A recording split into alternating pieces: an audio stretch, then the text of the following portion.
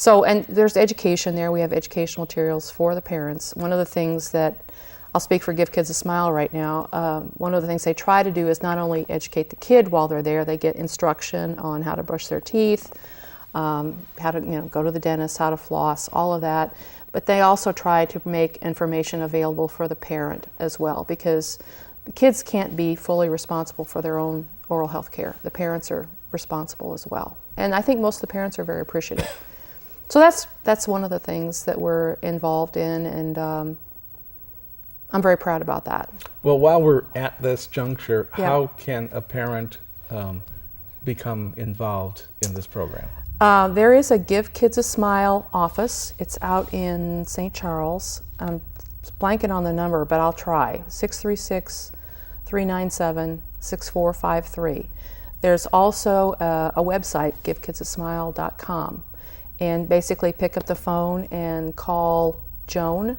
She's the executive director, and talk to them. They are looking for, families who have a real need. But if you have a real need, they will certainly try to work you in. The only limitation is that the clinic takes place twice a year, in October and in February. And then they have other offshoot programs I should mention.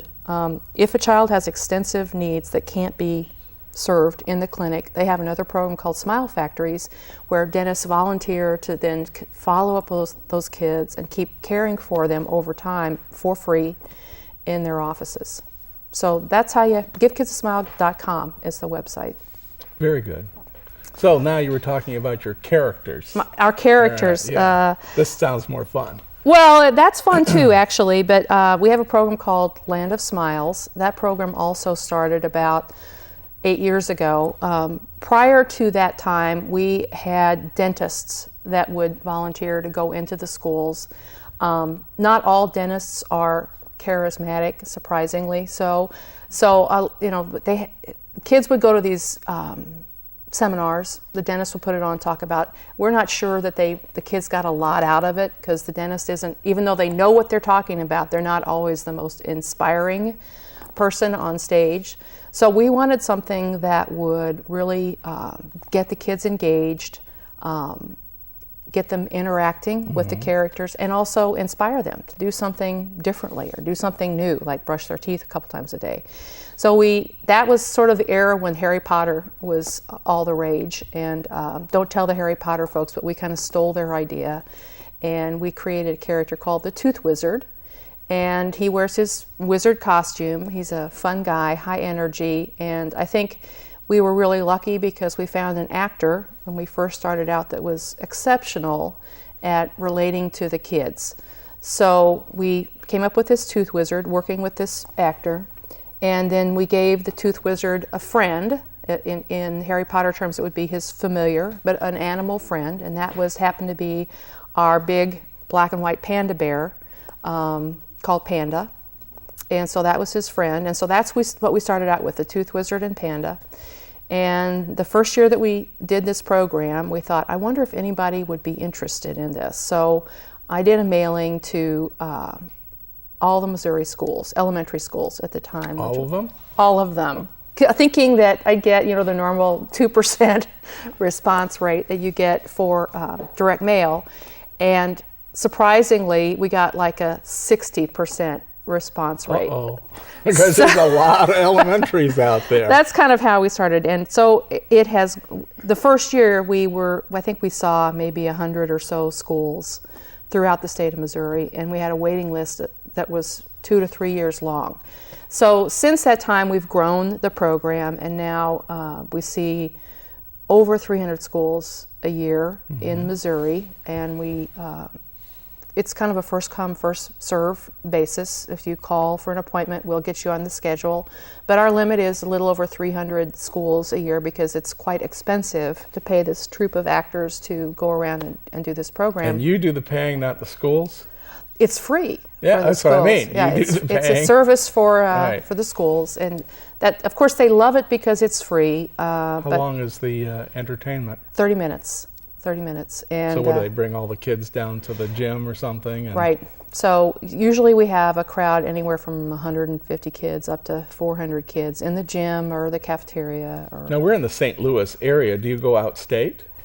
We go, well, we are in the St. Louis area. We go through the entire state of Missouri. I think we've hit every county in Missouri. Really? And I think we haven't hit all the schools in Missouri, but I think we're up to about 70% of the elementary schools in Missouri. So you're out as far as the Kansas City area too? Absolutely, absolutely. And yeah, so it's been an exciting run. We've added a character along the way. We now have the arch enemy of Tooth Wizard. I think I mentioned him before, Plaque Man, and he's that icky, sticky, slimy, grimy guy. He's got little bits of green gunk that he pulls off and sticks on teeth. But he represents that sort of, if you don't take care of your teeth, Plaque is always there to gum up the works. So he's a perfect arch enemy for the Tooth Wizard. So that's our Land of Smiles program, and I'm trying to think if there's something really important I'm forgetting to say about that. But the schools love it. We do evaluations from teachers and students as well, and it's been a huge hit with the schools. And we get a lot, we also get letters back from schools. We get classrooms where they send, all the kids will send us a letter. I don't really understand why, but the Tooth Wizard is a huge hit with the kids. So the kinds of information that we get back are, for example, one of the ladies who works in our company went to pick up her daughter. She happened to be at elementary school at the time. She's usually waiting for her mom right outside where the cars pick them up, and she couldn't find her daughter. Well, her and a group of other girls were in the bathroom brushing their teeth because the Tooth Wizard had inspired them. Did they hand out toothbrushes? Yeah, that's the other thing I was going to say. There's a couple things that come along with the program. Every child who attends gets, first of all, they get a little piece of paper called their certificate, which they've learned and they're promising to do this sort of take care of their teeth. They also get a goodie bag that includes a toothbrush, toothpaste, floss, a kind of like a mirror cling that with the Tooth Wizard and Panda reminding them to brush their teeth twice a day that they can put on their mirror. And that's a big part of the expense of the program, is providing all of these dental care supplies for, I think it's probably 75,000 kids a year that we provide toothbrushes for, just in this program alone. Yeah, that's a lot. And then the teacher, we also have, I was going to bring this in, but I forgot. We have a curriculum kit that we leave with the teacher, which includes several books on oral health care and fitness and good nutrition. It includes a video of our Land of Smiles program, and we have a more extended video that covers more content than the show that they see. A life-size mouth and toothbrush. All these are really tools that the teacher can use to continue their education in the classroom after we leave. How many years has this program been? A little over 8 years. 8 years. And the other, the clinic is also around 8 years? About the same time. So has any of your research that you've done shown that there's been a dent made? Well, that's the 1 week part. The research that we have is the evaluations from the teachers and their comments on how the behaviors of the children have changed. We haven't done any long-term studies yet. That's kind of next on our list to do, to see if after several years it makes a difference.